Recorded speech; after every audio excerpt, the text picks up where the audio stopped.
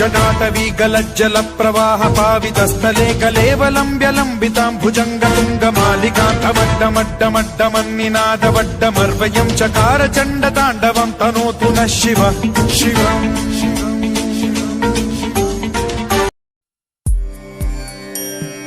वन्दे मातरम् वन्दे मातरम् सुजलां सुफलां मलयज शीतलां सस्यश्यामलां मातरम् वन्दे मातरम्। हेलो दोस्तों, आप लोग कैसे हैं? मैं उम्मीद करता हूं कि आप लोग अच्छे होंगे।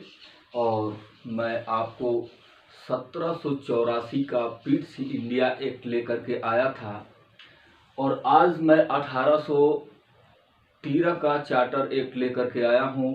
ये संविधान का वीडियो है। तो 1813 का चार्टर एक्ट आज मैं आपको बता रहा हूं। तो आइए कुछ फैक्ट मैं इसका लिख दिया हूं और इस पर थोड़ा सा चर्चा करते हैं। तो 1813 का चार्टर एक्ट हमको पढ़ना है। उसमें 1813 के चार्टर एक्ट में जो ये नियम कानून बन के आया था, 1813 का चार्टर एक्ट, 1813 का चार्टर एक्ट जो बन के आया था, ये लॉर्ड वेलेस्ली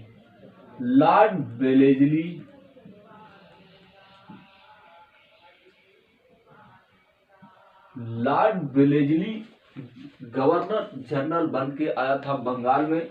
और उसी की खुराफात के लिए ये जो एक ब्रिटेन की संसद से इसकी क्रूरता को दूर करने के लिए ब्रिटेन की संसद से नियम कानून बन के आया था, उसी को बोलते हैं 1813 का चार्टर एक्ट।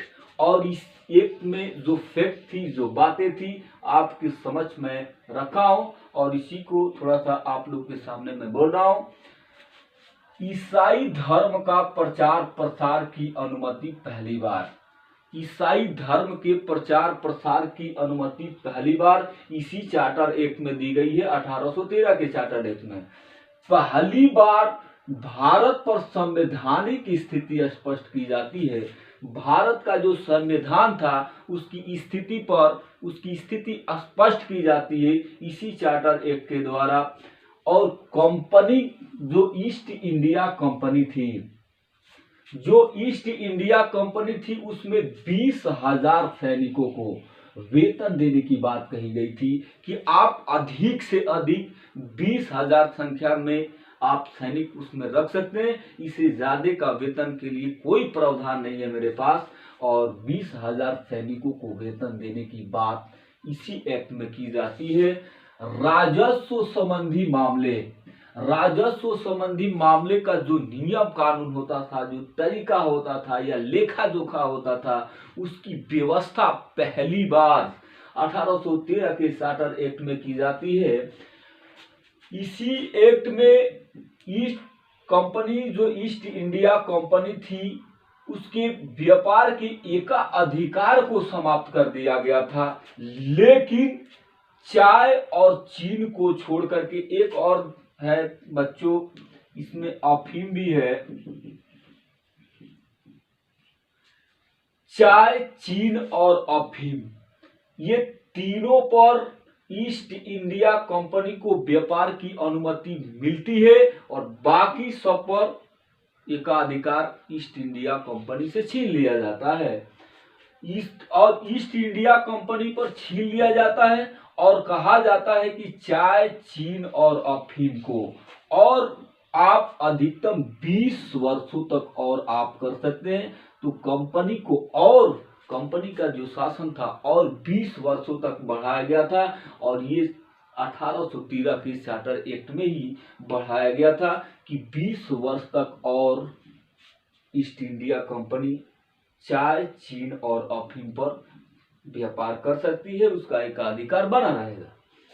भारत में शिक्षा के लिए 1 लाख, भारत में पहली बार ब्रिटेन की संसद से जो ब्रिटेन की संसद से नियम कानून बन के आया था, उसमें ये कहा गया था कि जो गवर्नर जनरल है, जीजी का मतलब होता है गवर्नर जनरल, जो गवर्नर जनरल है उसको 1 लाख रुपया भारत में शिक्षा के लिए खर्च करने की बात पहली बार की गई थी। वो 1813 के चार्टर एक्ट में की गई थी। गवर्नर जनरल तथा परिषद को सेनापति नियुक्त करने की बात की गई थी कि गवर्नर जनरल सेनापति भी नियुक्त कर सकता है और या उसकी परिषद है वो भी नियुक्त कर सकता है। और जो सेनापति का, लेकिन इसमें शर्त थी कि वो उसी व्यक्ति को नियुक्त करेगा जो ब्रिटेन का राजपथ नियुक्त करता है, राजपथ कहेगा उसी की अनुमति पर ये नियुक्ति करता था।